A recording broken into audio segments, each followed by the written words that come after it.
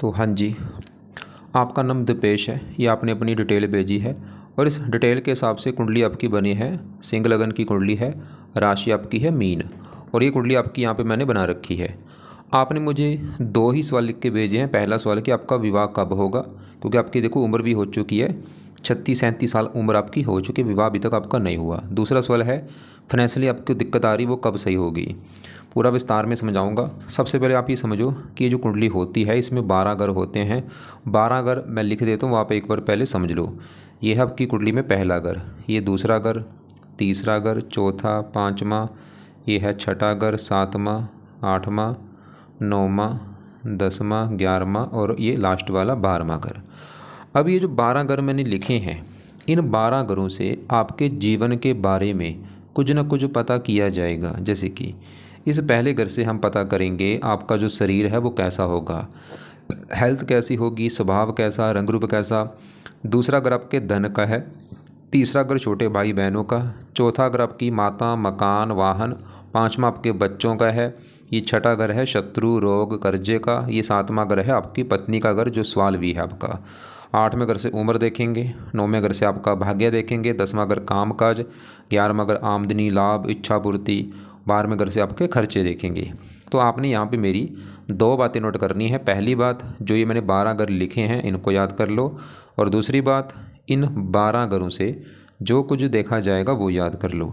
अब आप ये देखो, आपने इस कुंडली में देखना क्या है वो घर देखो। मान लो आपने देखना अपनी माता के बारे में देखना है, तो माता का जो घर है वो है चौथा घर। तो चौथे घर से देखेंगे माता के बारे में, और चौथे घर में देखो एक नंबर लिखा है 8। 8 है वृश्चिक राशि और इस वृश्चिक राशि का मालक है मंगल, तो आपकी माता के लिए मंगल को देखना पड़ेगा। ऐसे ही मान लो अब अगर आपके छोटे भाई बहन देखने हैं, तीसरा घर है छोटे भाई बहनों का, और तीसरे घर में क्या लिखा है 7। 7 है तुला राशि, मालक बना शुक्र, तो छोटे भाई बहनों के लिए शुक्र को देखना पड़ेगा। तो आपको मेरा कहने का मतलब समझ आ चुका होगा कि जो भी कुछ देखना है वो घर देखना है और घर का मालक देखना है। अब सवाल कि आपकी कुंडली है कैसी। आपकी देखो जी, कुंडली में ग्रह अच्छे भी हैं, ग्रह खराब भी हैं। अच्छे ग्रह कौन से हैं? आपका सूर्य बहुत अच्छा है जो कि अपने घर में बैठा है, बुध अच्छा है अपने घर में बैठा है, शुक्र भी अच्छा है, गुरु अच्छा है, और बाकी ये जो मंगल चंद्रमा है ये आपको रला मिला फल देंगे, अच्छे फल भी देंगे, बुरे फल भी देंगे। लेकिन आपके ग्रह खराब कौन से? आपका राहु खराब है और शनि खराब है। और ऐसा नहीं कि राहु शनि बिल्कुल ख़राब है, कुछ अच्छे फल देंगे लेकिन खराब फल ज़्यादा देंगे। अब होगा क्या, ये जो ग्रह हैं भाई आपके, जो ग्रह अच्छे हैं आपको हमेशा अच्छे फल देंगे, खराब ग्रह हमेशा खराब फल देंगे। लेकिन इन ग्रहों का जो असर होता है वो कई गुना बढ़ जाता है जब इनकी चलती है दशा। और आज आपके ऊपर इन ग्रहों में सबसे बड़ा जो असर है जिस ग्रह का आपके ऊपर, वो है केतु ग्रह, क्योंकि केतु की चली हुई है आपके ऊपर बड़ी महादशा। कब से चली है? ये 2022 में चली हुई है भाई, और ख़त्म जाके 2029 में होगी। मतलब अभी आपकी लाइफ में जो चीज़ें हो रही हैं वो बड़ा कारण केतु ग्रह है, और इसका असर देखो ज़्यादा है 80%, और कुछ असर होता है 20% जिसकी होती है अंतर्दशा, ये छोटी होती है। इसका असर ये आपके ऊपर चली हुई है मंगल ग्रह की। ये दूसरा महीना 25 में चली है, पिछले 3-4 महीने हो चुके हैं, और अभी ये इसी महीने ये देखो 27/7/25 में ख़त्म हो जाएगी। छोटी दशा, छोटा असर होता है, कम असर है। मैं दोबारा बोल दूँ, समझ लो बात। मैंने क्या बोला, ये जो 9 ग्रह हैं आज भी आपके ऊपर, सभी 9 ग्रहों का असर आज भी है, लेकिन ज़्यादा असर है केतु ग्रह का और दूसरा असर है मंगल ग्रह का। इनकी अभी बात करेंगे, लेकिन आपका पहले सवाल था, एक तो सवाल आपने लिखा है विवाह कब होगा, क्योंकि विवाह अभी तक आपका नहीं हो रहा, 37 साल आपकी उम्र हो चुकी है। अब पत्नी का घर पहले देखो कौन सा पत्नी का घर है, ये 7वां घर। तो 7वें घर से देखा जाएगा आपकी पत्नी के बारे में कि भाई पत्नी कैसी होगी, पत्नी का सुख है या नहीं। खाली आपकी बात नहीं मैं कर रहा, कोई भी कुंडली ले लो, किसी भी लड़की कुंडली में 7वां घर उसकी पत्नी का होगा। अगर वो लड़की है तो 7वां घर उसके पति का होगा। अब आप एक लड़के तो 7वां घर बनेगा आपकी पत्नी का घर। तो पत्नी के लिए देखो जी 7वां घर, और फार्मूला आपको मैंने अभी बोला है घर का मालक देखना है। तो 7वें घर में क्या लिखा है 11। 11 है कुंभ राशि, इसका मालक है शनि। तो आपकी पत्नी के लिए तो हमें शनि ग्रह को देखना पड़ेगा। इसके अलावा पत्नी घर में आके कौन बैठा है? राहु बैठा है, राहु को भी देखना पड़ेगा। तो शनि राहु, राहु क्यों देखना पड़ेगा? क्योंकि 7वें घर में आके बैठा है पत्नी घर में। एक शुक्र देखा जाता है, जो लड़के होते हैं शुक्र पत्नी का कारक होता है, किसी भी लड़की कुंडली में शुक्र जरूर देखा जाता है। और एक आपका कुंडली में मंगल दोष भी बना है, मंगल को भी देखना पड़ेगा। मतलब 3-4 ग्रह मुझे देखने पड़ेंगे आपकी पत्नी के लिए। सबसे पहले मैं पत्नी घर में जो राहु बैठा है इसकी अगर बात करूँ, तो भाई मैं आपको एक बात बता दूं, पिछले कई साल हो चुका कुंडलियाँ बना रहा हूँ और मैंने हज़ारों कुंडलियाँ देख चुका हूँ। क्या देखा है कि राहु जब भी किसी का 7वें घर में होता है किसी भी कुंडली में सातवें घर में, आप भी चाहे नोट कर लेना, जिसका राहु सातवें घर में होगा उस बंदे को विवाह का सुख नहीं मिलता। उस बंदे को विवाह में दिक्कतें जरूर आती हैं। सबकी दिक्कतें वैसे अलग अलग होती हैं। क्या क्या दिक्कतें होती हैं? जहाँ तो अगर राहु किसी का सातवें घर में बैठा है, जहाँ तो विवाह होता नहीं, या होता है देरी से होता है, उम्र निकल जाने के बाद, 35-40 साल के बाद विवाह होता है, या ये डिवोर्स करा देता है, पहले विवाह में सुख नहीं मिलता, पहला डिवोर्स हो जाता है, दूसरे विवाह में सुख मिल जाता है। या मान लो अगर जिसका विवाह जल्दी हो चुका, मान लो कोई ऐसा लड़का आया जिसका 25 साल में विवाह हो चुका है, तो उसके राहु क्या करेगा, उसका पति पत्नी में लड़ाई झगड़े होते रहेंगे। तो राहु मतलब आपके साथ भी कुछ ना कुछ दिक्कत पैदा करेगा विवाह को लेके, पत्नी को लेके, क्योंकि पत्नी घर बैठा है, जहाँ तो आपका विवाह देरी से करेगा, जो कि आपका हो भी रहा है, अभी विवाह नहीं हो पा रहा। और भाई अगर आपका विवाह हो भी जाता है तो पति पत्नी में आपके लड़ाई झगड़े भी होंगे, डिवोर्स तक की भी नौबत खड़े कर सकता है। वैसे अगर विवाह में देरी कर दी, हो सकता है ये फिर आपको डिवोर्स आपका ना हो, क्योंकि एक शर्त कर देता है, या तो डिवोर्स कराता है या विवाह में देरी कर देता है। तो चलो वैसे चांस है कि डिवोर्स, वैसे तो देखो मैं फिर बोल रहा हूँ क्योंकि मैंने बहुत सारी कुंडली देखी, मतलब विवाह का सुख मिलता नहीं है। अगर आपका विवाह हो भी जाता है, चलो मान लो आपका आजकल विवाह हो भी गया, दिक्कतें जरूर आएंगी आपको भाई पत्नी को लेके, जहाँ तो लड़ाई झगड़े होंगे, या पत्नी का बीमार होना, या पत्नी से प्रेम ना मिलना, या आपका डिवोर्स हो जाना।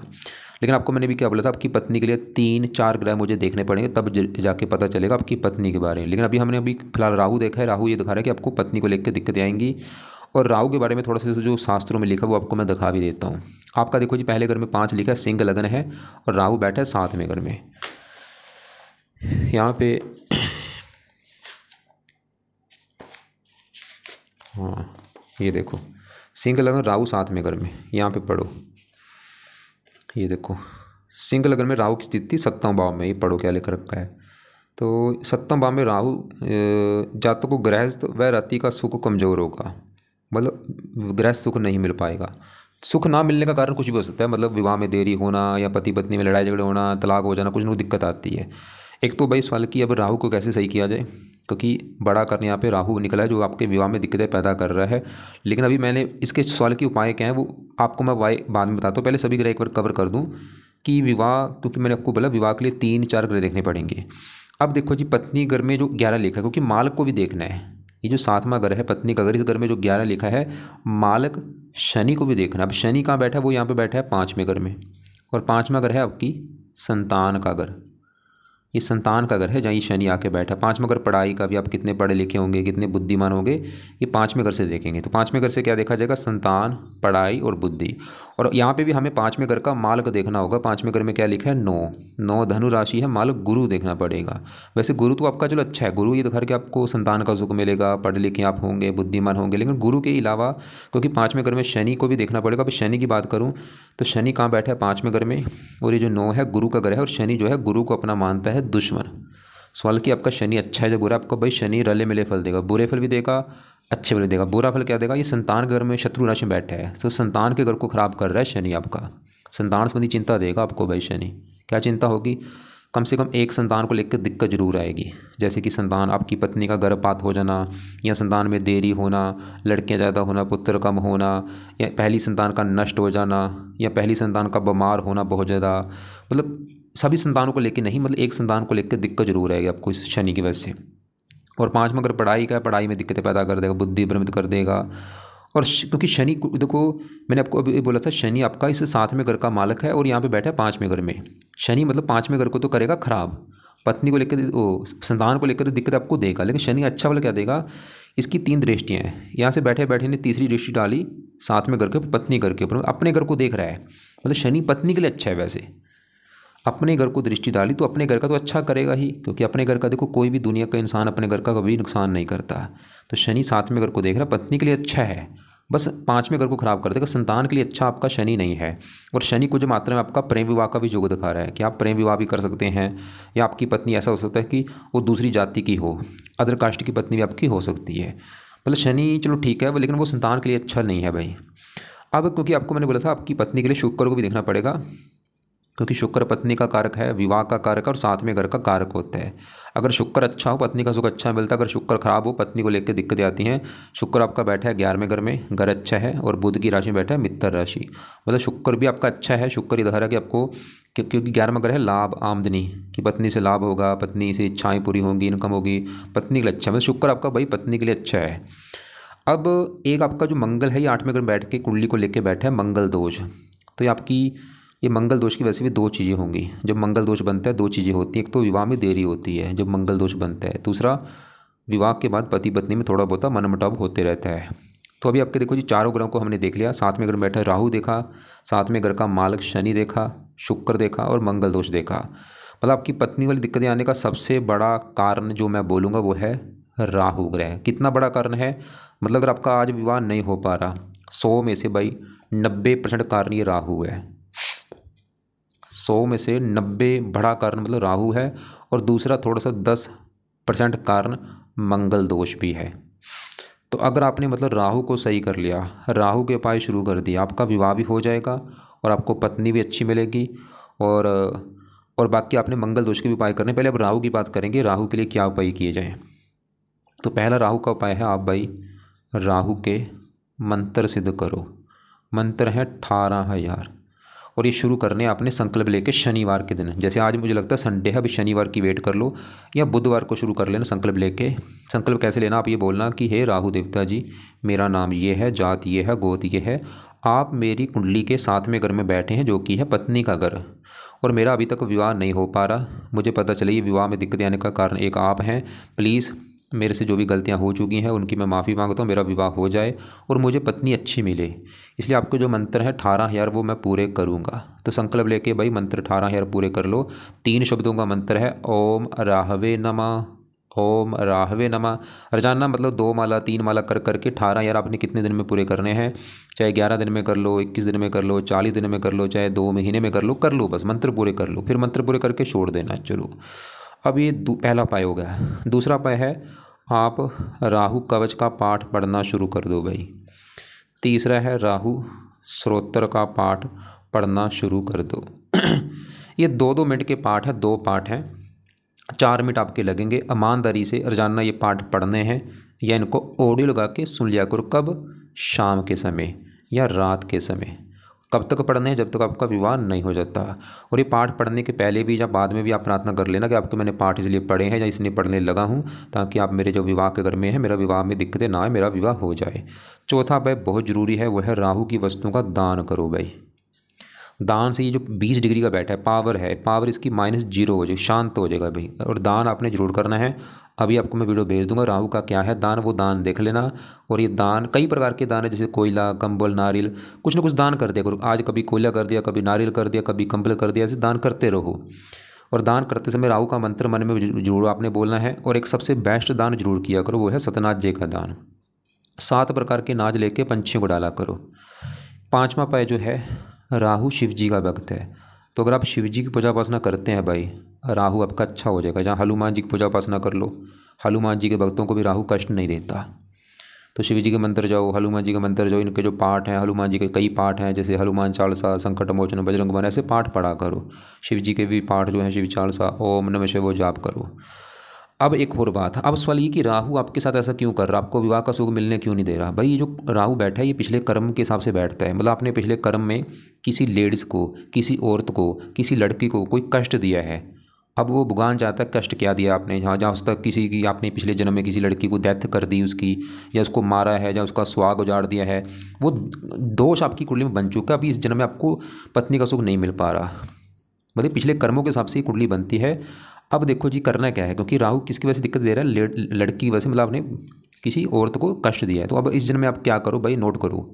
सबसे बेस्ट उपाय है, आप औरतों की इज्जत करो भाई जितना हो सकता है। जितनी भी लेडीज़ है, चाहे वो लड़की छोटी है, बड़ी है, औरत है, बुजुर्ग औरत है, उनकी रिस्पेक्ट करो, उनकी इज्जत करो, उनकी हेल्प करो, उनकी मदद करो, जैसे मर्जी करो। मतलब कहीं पे कोई बुजुर्ग आपको स्त्री दिखती है, उसकी चाहे पैसे के रूप में मदद कर दो, या उसको दवाई दिला दो, या उसकी मतलब कभी किसी औरत को कष्ट मत पहुंचाओ, बल्कि हेल्प किया करो। जितनी भी बुजुर्ग स्त्रियाँ ना, खासकर जो बुजुर्ग हों, जो बूढ़ी हों, उनकी हेल्प करो। उनको मतलब कुछ खिला दो, उनकी हेल्प कर, कपड़े दे दो, कुछ न कुछ दो ज़रूरतमंद को खासकर, उससे भी दोष खत्म होगा आपका भाई। अब एक आपका बना है जिसे मैंने बोला मंगल दोष, इसकी अभी मैं चलो बाद में बात करता हूँ इसके लिए क्या करना है। लेकिन एक देखो आपका जो शनि है, क्योंकि शनि मैंने बोला था आपको संतान संबंधी चिंता देगा, लेकिन पत्नी के लिए अच्छा है। लेकिन फिर भी आपने शनि के भी आपने 1-2 उपाय जरूर करने हैं, क्योंकि उसका भी आपको मैं भी कारण बताता हूँ। देखो आपका ये जो कुंडली है, ये जो मैंने यहाँ पे बना रखी है, एक होती है निवास कुंडली। पत्नी के लिए निवास को भी देखा जाता है। आपकी देखो निवास कुंडली में भी जो 7वां घर है यहाँ पे 11 लिखा है, इसका भी मालिक शनि है और शनि यहाँ पे बैठा है इस 9वें घर में नीच का बैठा है। मतलब नवाश कुंडली में शनि नीच का होने की वजह से भी आपके विवाह में दिक्कतें आ रही हैं भाई। एक तो इतनी लगन कुंडली में हमने 7वां घर देखना है और नवाश में भी 7वां घर देखा जाता है। और देखो दोनों तरफ से आपका शनि ही बना है, इसमें भी शनि 11वें घर में शनि है और उसमें भी 7वें घर का मालिक शनि होकर यहाँ पे बैठा है 9वें घर में नीच का। मतलब भाई शनि के भी आपको 1-2 उपाय जरूर करो, उससे क्या होगा। पहले उपाय समझो क्या है। पहला उपाय है शनि मंदिर जाना शुरू करो। ये आप अगर आपके घर के आसपास है रोजाना भी आप जा सकते हैं। दूर है शनि मंदिर तो शनिवार को जरूर जाओ माथा टेकने। दूसरा है शनि चालीसा का पाठ पढ़ा करो और ये पाठ भाई रोजाना पढ़ना है रात के समय या इसको ऑडियो लगा के सुन लिया करो। तीसरा है शनि का दान किया करो और ये दान शनिवार को जरूर कर दो। तो ये 3 उपाय अपने करने हैं। मंदिर जाना है, पाठ हो गया, पढ़ना है या सुनना है रात को, दान शनि का करना है। दान के आपको मैं वीडियो भेज दूंगा, वो देख लेना आप। अब ये क्यों उपाय बोले हैं, देखो मैंने आपको भी क्या बोला था, ये जो 7वां घर पत्नी का घर है, इस घर में 11 लिखा है, मालिक कौन है शनि। तो अगर आप शनि के उपाय करते हैं, शनि के उपाय मतलब जब शनि मंदिर आप जाएंगे वहाँ पे जाके क्या करना, वहाँ पे मंदिर जाओ, प्रार्थना करो कि हे शनि देवता जी आपके मैं मंदिर इसलिए आया हूँ क्योंकि आप मेरी कुंडली के 7वें घर के हैं मालक और 7वां घर विवाह का घर, मेरा अभी तक विवाह नहीं हो पा रहा, मेरा विवाह हो जाए। और आप नवाश कुंडली में 7वें घर के मालक हो के नीच के बैठे हैं। अगर इतना भी नहीं बोल सकते बस इतना बोल दो कि शनि देवता जी आप मेरी कुंडली में विवाह के घर के मालक हैं, मेरा विवाह नहीं हो पा रहा, प्लीज़ मेरा विवाह हो जाए और मुझे पत्नी अच्छी मिले। और शनि चालीसा का पाठ भी जब पढ़ोगे रात के समय, पाठ पढ़ने के बाद प्रार्थना कर लो, जब पहले पाठ पढ़ने से पहले बोल देना कि आपका मैं पाठ इसलिए पढ़ने लगा हूँ क्योंकि आप मेरे विवाह के घर के मालक हैं, मेरा विवाह नहीं हो पा रहा, मेरा विवाह हो जाए। और जब शनि का दान करोगे, दान करते समय शनि का मंत्र मन में बोल के दान करना। इसका एक और भी फायदा होगा क्योंकि आपके ऊपर भाई 7.5 भी चल रही है और 7.5 अच्छी नहीं मानेगी। ये आपकी पिछले 2.5 साल ही अभी हुए हैं चली को, तो पिछले 2.5 साल से आपकी चल रही है शनि की 7.5।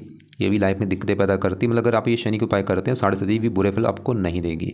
और आपको शनि मैंने बोला था संतान संबंधी जो चिंता देगा वो भी नहीं देगा। अगर आप ये शनि के 3 उपाय करते तो ईमानदारी से 3 उपाय भाई, वैसे तो इसके 10-20 उपाय हैं लेकिन मैंने आपको ज़्यादा चलो उपाय नहीं बोले क्योंकि अभी कुछ आपको मैंने उपाय और भी बताने हैं। तो शनि के 3 उपाय जरूर करो। अब आपके बढ़ते हैं आगे, जैसे कि दूसरे ग्रहों में से यहाँ पे मैं बुध की बात कर लेता हूँ। मतलब पत्नी वाला आपका जो सवाल है वो मैंने कवर कर दिया है कि पत्नी वाली दिक्कतें क्यों आ रही है, वो बड़ा कारण है राहु ग्रह है और एक नवाश कुंडली में शनि भी थोड़ा सा कारण है और मंगल दोष भी है, 2-3 कारण हैं। वैसे बड़ा कारण राहु मैं बोलूँगा।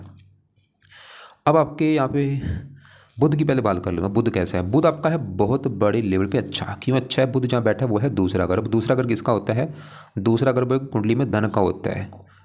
अगर आपके धन के बारे में जाना, आप कितने धनी होंगे, कितना धन जोड़ेंगे, दूसरा घर है। और दूसरे घर का हमने मालक देखना है। दूसरे घर में 6 लिखा है, 6 कन्या राशि, मालक इसका है बुध। बुध देखना पड़ेगा बुध कहाँ बैठा है। अब देखो बुध कहाँ बैठा है, बुध आपका इसी घर में बैठा है। बहुत बड़ी अच्छी बात है। मतलब बुध दूसरे घर का मालक है, दूसरे घर में ही बैठा है, अपने घर में बैठा है भाई। जैसे मान लो मेरा घर है, अगर मैं अपने घर में बैठ जाऊँगा तो मैं अपने घर का अच्छा करूँगा, वो काम यहाँ पे बुध करेगा। ये दूसरा घर इसी का घर है तो बुध दूसरे घर का अच्छा करेगा। दूसरा घर धन का घर है, बुध आपको धनी बनाएगा। आप काफ़ी धन जोड़ेंगे, आपका काफ़ी बैंक बैलेंस होगा, आपके पास धन की भाई कमी नहीं रहेगी, बहुत ज़्यादा धनी बनाएगा, ये पक्का कन्फर्म है। और खासकर बुध की दशा आपकी बहुत अच्छी जाएगी। और दूसरा अगर परिवार का सुख अच्छा देगा आपको, वाणी अच्छी कर देगा। आप वाणी के जुड़े कामों से भी धन कमा सकते हैं। जब बुध के जो काम है जैसे कि लिखने का कोई काम हो, लेखन, प्रकाशन, पत्राचार, पढ़ाने का काम हो, टाइपिस्ट, सेल्समैन, हरे रंग से जुड़ा काम हो, ऐसे कामों से भी धन कमा सकते हैं। और बुध एक और घर का मालिक है, इस 11वें घर का भी, क्योंकि 11वें घर में देखो नंबर जो 3 लिखा है यह है मिथुन राशि, इसका भी मालिक बुध होता है। और 11वां घर है आमदनी, लाभ, इच्छा पूर्ति। तो बुध आपको इच्छाएँ पूरी करेगा, आपको धन देगा, लाभ देगा और बुध की दशा बहुत अच्छी जाएगी। अब ये तो ही बुध की बात। अब आपके देखो जी यहाँ पे मैं बात करता हूँ पहले घर में बैठा है। जो पहला घर है ये पहले समझो किसका है। पहला घर है आपकी, जैसे मैंने आपको 12 घर बोले कि 7वां घर पत्नी का घर है, 5वां बच्चों का है, चौथा माता का है, तीसरा छोटे भाई बहनों का है। ऐसे पहला घर भाई आपका घर है। मतलब आप जो हैं आपके बारे में अगर जानना है हमें पहला घर देखना पड़ेगा कि आपका शरीर, स्वभाव, रंग रूप कैसे होंगे। पहला घर, और पहले घर का मालिक देखना होगा। पहले घर में क्या लिखा है 5, ये है सिंह राशि, मालक कौन है सूर्य। अब सूर्य देखना पड़ेगा, अब सूर्य कहाँ बैठा है, इसी घर में बैठा है भाई। कमाल की बात, अच्छी बात। मतलब सूर्य बहुत बड़े लेवल पे अच्छा है क्योंकि पहला घर सूर्य का घर है, अपने घर में बैठा है। तो सूर्य आपके पहले घर का अच्छा कर देगा। और पहला घर किसका है? शरीर, स्वभाव, रंग रूप, पर्सनैलिटी। सूर्य आपके शरीर को अच्छा रखेगा, आपकी हेल्थ अच्छी, स्वभाव अच्छा, रंग रूप अच्छा, पर्सनैलिटी अच्छी, आपको साहसी बनाएगा, पराक्रमी बनाएगा, मेहनती बनाएगा, उद्यमी बनाएगा। सूर्य पिता का कारक है, पिता के लिए अच्छा है। सरकार का कारक है, सरकारी कामों के लिए अच्छा है। वैसे ही सरकारी नौकरी को भी योग बनाता है सूर्य पहले घर में जब होता है अपने घर में। ऐसे लोग मैंने देखे सरकारी नौकरी में होते हैं, IPS अधिकारी होते हैं, RJS अधिकारी होते हैं, या नेता होते हैं। ऐसे लोगों का जन्म सुबह सुबह के टाइम होता है। तो सूर्य आपका बहुत अच्छा है भाई। अब यहाँ पे केतु बैठा, इसकी भी बात करते हैं बाद में।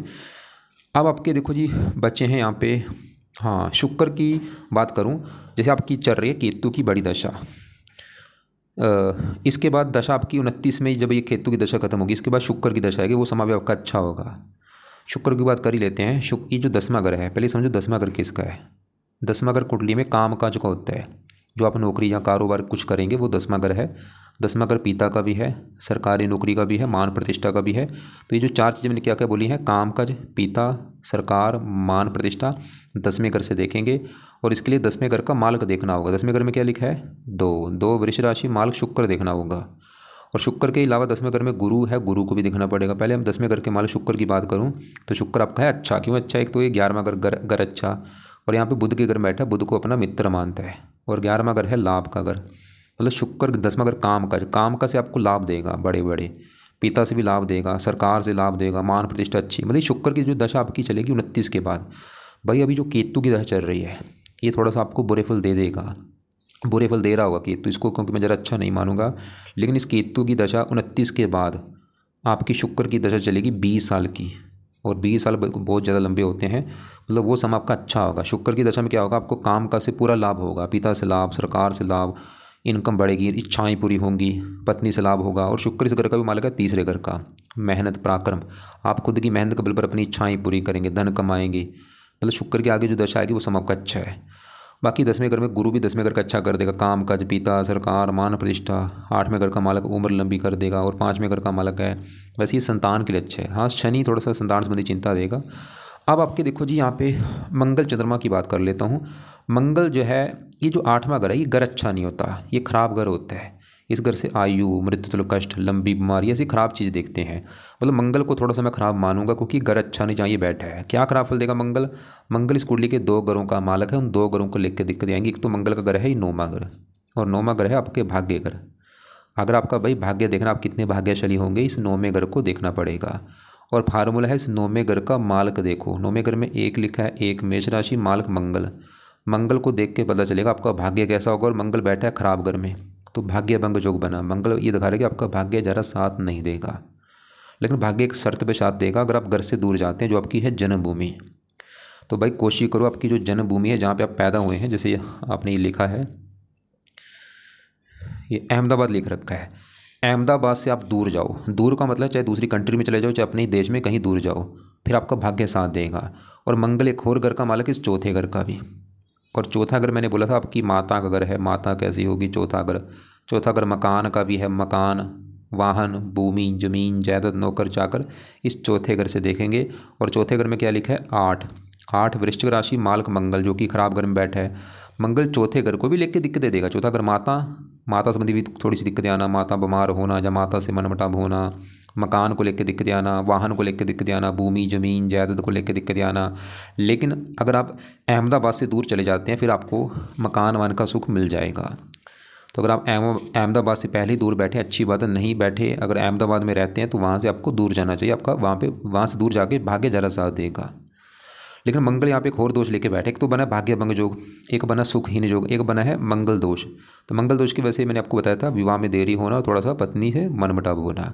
लेकिन अगर आप चाहते हैं कि आपका जो मंगल है अच्छा हो जाए, वैसे तो कई उपाय, लेकिन एक सबसे बेस्ट उपाय आपको बता देता हूँ, वो करोगे तो मंगल अच्छा हो जाएगा। वो है हनुमान जी की पूजा उपासना करो। क्यों? क्योंकि मंगल जो है देवता, इसका भी आगे जो देवता है वो हनुमान जी है। तो हनुमान जी के भाई रोजाना मंदिर जाओ, हनुमान जी का जो पाठ है रोजाना पढ़ा करो। आज हनुमान चालीसा पढ़ो, कल संकट मोचन पढ़ो, परसों बजरंग बाण पढ़ लो, चौथे अंगारक स्तोत्र पढ़ लो। ऐसे हनुमान जी के पाठ पढ़ा करो। और हनुमान जी से आपका राहु भी अच्छा हो जाएगा। राहु भी आपको ज़्यादा कष्ट नहीं देगा हनुमान जी की पूजा उपासना अगर आप करते हैं। और शनि भी आपको कष्ट नहीं देगा। भाई देखो 3 ग्रह अच्छे हो रहे हैं, कमाल की बात है, कितना ऑफर है आपके लिए। तो हनुमान जी की पूजा उपासना जरूर करो। अब आपका यहाँ पे चंद्रमा जो है रले मिले फल देगा, वैसे ही मंगल चंद्रमा आपकी उम्र लंबी कर देंगे। मंगल थोड़ा सा बीमार भी आपको करेगा, जैसे भी मंगल की दशा भी आपकी चल रही पिछले 3 महीने से, ये थोड़ी सी हेल्थ भी ख़राब करता है, रक्तचाप होना, ब्लड प्रेशर होना, बवासीर हो जाना, एक्सीडेंट में चोट लग जाना।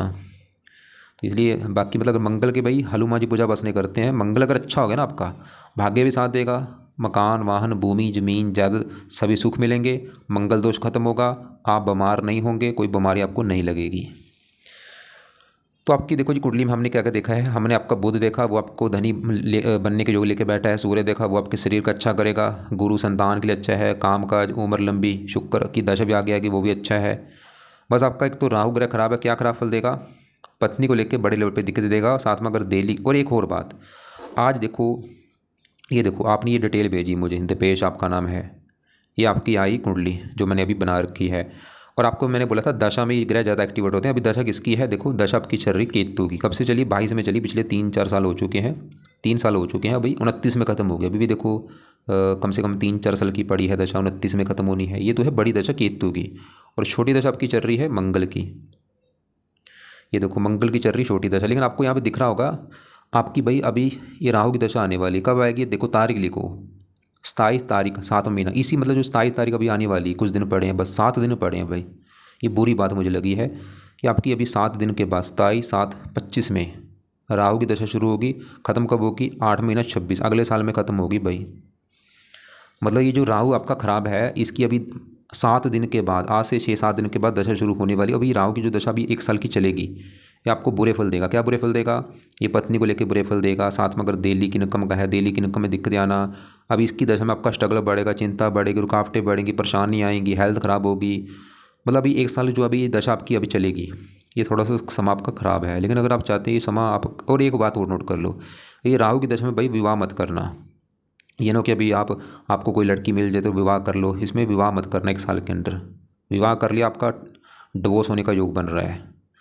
अगर विवाह करना है पहले कुछ महीने पहले राहु के पाए कर लो पहले, फिर कर लेना विवाह। वैसे कि लड़की कुंडली भी एक बार चेक करवा लेना। और इसके अलावा राहु की अभी दशा में 1 साल की जो दशा है, इसमें संभल के रहना, कहीं भी ज़रा पैसा इन्वेस्ट मत करना, पैसा आपका डूब जाएगा। तो कुल मिला के देखो एक और बात है, क्योंकि आज आपके ऊपर सबसे बड़ा असर है इस केतु ग्रह का, जिसकी चल रही है महादशा। और केतु भी पहले घर में सूर्य की राशि में बैठा है, शत्रु राशि। ये भी थोड़ा सा आपकी हेल्थ ख़राब करेगा, स्ट्रगल देगा, चिंता देगा, परेशानियाँ देगा, रुकावटें देगा। मतलब इसको भी ज़रा मैं अच्छा नहीं मानूँ। कुछ अच्छे फल देगा लेकिन बुरे फल देगा। अगर आपको फाइनेंशियली दिक्कतें आ रही हैं या और भी लाइफ में दिक्कतें परेशानी आ रही है, कारण केतु आप चाहे नोट कर भी लेना कि जब से दशा आई दिक्कतें आपको आ रही होंगी।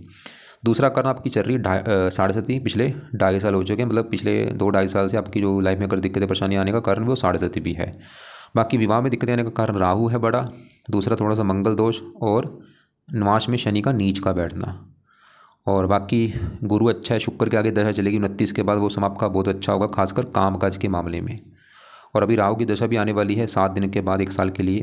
इसमें तो भाई दिक्कतें आपकी और बढ़ जाएंगी काफ़ी, काम काज में वाली दिक्कतें, पत्नी वाली दिक्कतें। तो ये उपाय आपने करने हैं, दोबारा रिपीट कर दूँ। एक तो उपाय देखो जी, केतु की दशा है बड़ी, 29 तक है दशा, तो केतु की भी आपने पहला उपाय है केतु कवच का पाठ जरूर पढ़ो जब तक है दशा। दूसरा है केतु स्रोत्र का पाठ जरूर पढ़ो। तीसरा है इसका दान करो। दान में क्या है, रोजाना कुत्तों को रोटी डाला करो। तो ये दोनों पाठ आप चाहे सुबह पढ़ लो, दान रोजाना कुत्तों को कुछ ना कुछ डाल दो। एक तो आपने उपाय करने हैं केतु ग्रह के, क्यों कर रहे हैं, क्योंकि इसकी चल रही है दशा, ताकि ये दशा अच्छी जाए। दूसरे उपाय आपने करने हैं राहु के, क्यों करने, ताकि आपके विवाह वाली जो दिक्कतें आ रही है वो राहु की वजह से आ रही हैं, और आगे राहु की भी दशा भी आने वाली है, ताकि वो दशा अच्छी जाए। तो राहु के उपाय में मैंने आपको बोला, राहु के पहले तो मंत्र पूरे कर लो। मंत्र पूरे जब आप कर लेंगे उसके बाद ये पाठ पढ़ने शुरू कर देना, दोनों जो पाठ मैंने लिखे हैं। और ये पाठ कब तक पढ़ने, जब तक आपका विवाह नहीं हो जाता। और राहु का दान तो कल से ही शुरू कर देना, दान की अभी वीडियो देख लेना। और शिव जी का मंदिर जाना शुरू करो, शिव जी का पाठ पढ़ो सुबह शाम। हनुमान जी का मंदिर जाओ, हनुमान जी का पाठ पढ़ो। और शनि मंदिर भी जाओ, अगर घर के आसपास से रोजाना जाओ, दूर है शनिवार को जाओ। शनि चालीसा का पाठ रात को रोजाना पढ़ना है या सुनना है। शनि का दान करो, दान की वीडियो भी भेज दूंगा, उसको देख लेना। खासकर शनिवार को दान कर दिया करो, काले नीले कपड़े कम पहना करो। और केतु के पाठ सुबह पढ़ने हैं, दान केतु का करो। बाकी हनुमान जी के पाठ पढ़ो, हनुमान जी के मंदिर जाओ। तो दोनों आपके सवाल मैंने कवर कर दिए। पहला आपने बोला था विवाह कब होगा, भाई विवाह ना होने का कारण तो ये राहु है, और भी कई कारण है। कब होगा ये बता पाना मुश्किल है कि कल होगा परसों, लेकिन देखो विवाह वो कोई बड़ी बात नहीं, वो तो चलो आपका मान लो अगर हो भी गया, क्योंकि राहु मैंने बोला दिक्कतें पैदा आगे भी कर देगा। मेन बात यह है कि लड़की आपको अच्छी मिल जाए, पत्नी अच्छी मिल जाए, तो ये उपाय करोगे अपने आप ही आपका विवाह भी जल्दी हो जाएगा और पत्नी भी अच्छी मिल जाएगी। बाकी आपके धन के रिगार्डिंग कुंडली तो अच्छी है, कोई ऐसे मुझे बाकी मतलब लाइफ में सभी सुख मिल जाएंगे, काम काज हो, धन हो। हाँ बाकी अभी जो केतु की दशा चल रही है, ये मैं थोड़ा सा इसको सही भी नहीं बोलूँगा, क्योंकि ये भी दान वगैरह है, दशा अभी है लंबी है, 29 में ख़त्म होगी। उसके बाद जो शुक्र आएगा आपका वो चलो अच्छा है समय। और ये मंगल के बाद अभी जो राहु की दशा आने वाली 1 साल की, ये भी थोड़ी सी दिक्कतें पैदा करेगा। और भाई एक बात नोट कर लो, अगर आपको मैंने अभी फ़ोन किया था, आपने बोला कोई पाठ पूजा नहीं करता, ऐसे काम भाई नहीं चलेगा। देखो 24 घंटे होते हैं, आप 1 घंटा भी भगवान के लिए नहीं निकाल सकते, बताओ भाई। कम से कम 1 घंटा तो भगवान के लिए निकालो भाई। और ये मत सोचना कि 1 घंटा निकालूंगा टाइम वेस्ट होगा, नहीं भाई। इस 1 घंटे की वजह से आपकी लाइफ की हज़ारों दिक्कतें दूर हो जाएंगी, हज़ारों परेशानियाँ दूर हो जाएंगी, काम धंधे में बरकत होगी। और भी अच्छे कर्म करो, रोजाना कुत्तों को रोटी डालो, कौवों को रोटी डालो, गाय को रोटी डालो, पंछियों को सतनाजा डाला करो, लोगों की हेल्प करो, कोई गरीब दिख जाए उसको पैसे का दान कर दो। अपनी कमाई में से हर महीने कुछ हिस्सा दान करो, उससे भी आपकी कमाई बढ़ेगी। बुरे कर्मों से बचो, अंडे मीट खाने से बचो, किसी का हक मत मारो, बेईमानी से बचो, ईमानदार बनो, गाली गलौज करने से बचना है।